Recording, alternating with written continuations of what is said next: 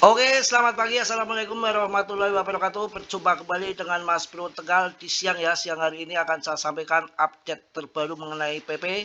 PP makin menggila, sudah nggak mau turun. Nggak mau turun pokoknya. Nggak mau turun. PP nggak mau turun. Nggak mau turun. Nggak mau turun.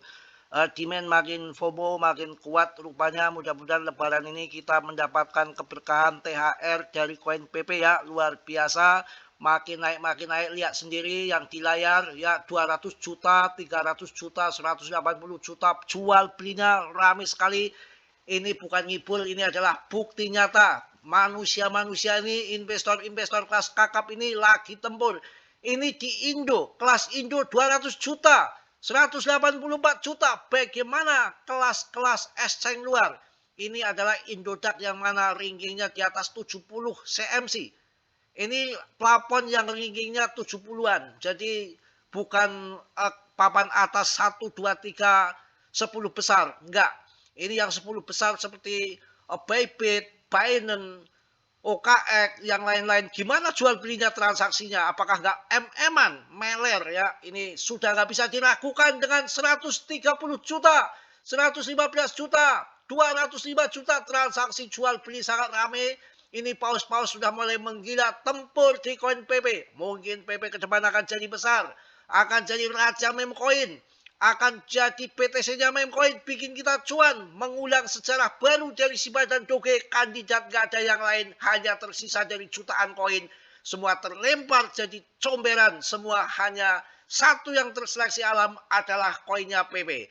Hati-hati yang akan mudik, mudah-mudahan selamat sampai di rumah, masing-masing bertemu keluarga. Di area Mas Bro Ketanggungan dihindari, macetnya luar biasa.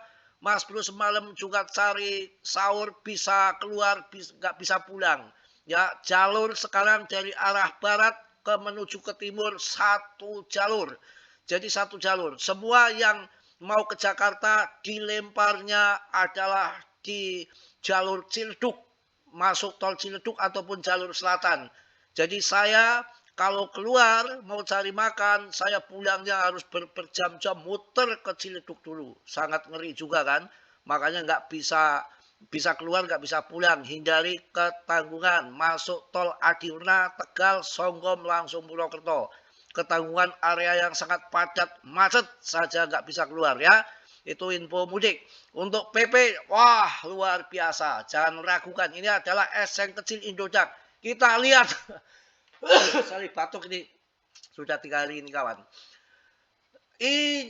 Untuk di TKO 0,063 dengan 0,00373 USDT-nya dengan candle yang sudah mulai menghijau. Ya luar biasa, candle sudah menghijau. Kita lihat transaksi jual belinya hijau. Mudah-mudahan Powell speak-nya hari ini ya dengan madunya, bukan racun tapi madu, maka tidak mikir lebaran koleksi akan bablas naik ke atas.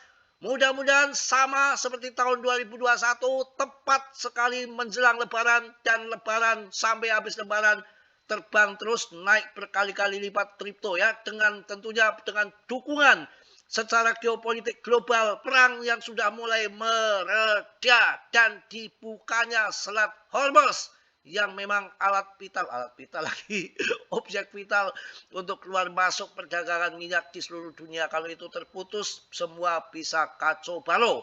Oke, lebih daripada kiamat kali ya. Kalau habis bangun tidur gini, tumben saya tidur malam agak cepat, makanya sekarang bisa bangun tadi jam 8 saya sudah terbangun. Ya, juga berisik juga kendaraan yang mulai ramai. Dan kayaknya sudah macet total itu depan, saya belum nengok-nengok. Pasti kalau Hamin 3 kayak gini sampai menjelang lebaran tuh depan saya itu macet total. Kita akan cari uang nanti di situ pakai dagang ngasong aqua lah. Aqua. Kalau Mas Bro nggak mikirin aquanya, gratis malah. Yang penting yang belinya wanita. Yang penting yang beli wanita. Kalau bapak-bapak aqua itu biasa dijual 5.000 itu ya. Kalau bapak-bapak saya kasih 20.000. Nanti kalau pas perempuan gratis itu ya. Kelakuan.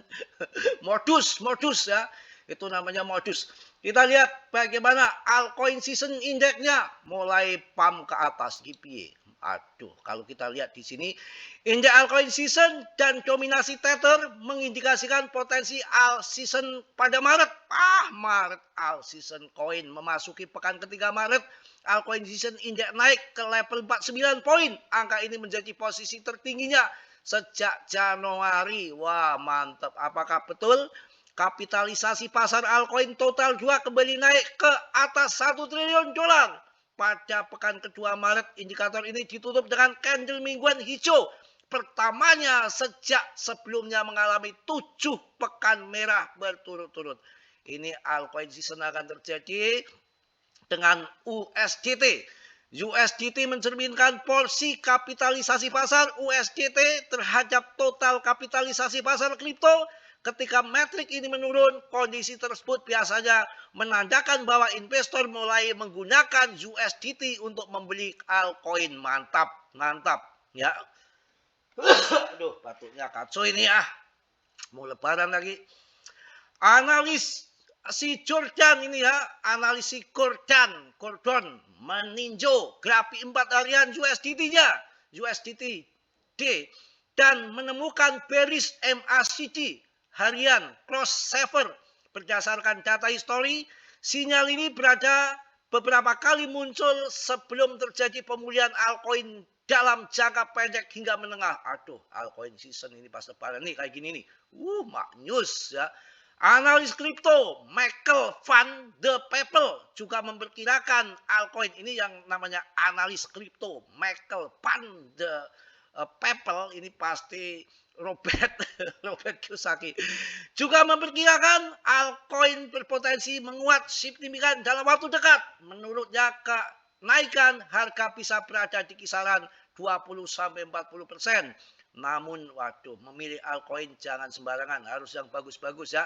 Laporan terbaru, waduh, yang penting kita akan cuan bersama. Mudah-mudahan jadi altcoin yang beneran. Sejumlah analis juga menilai ada faktor-faktor tambahan yang dapat mendorong terjadinya altcoin season.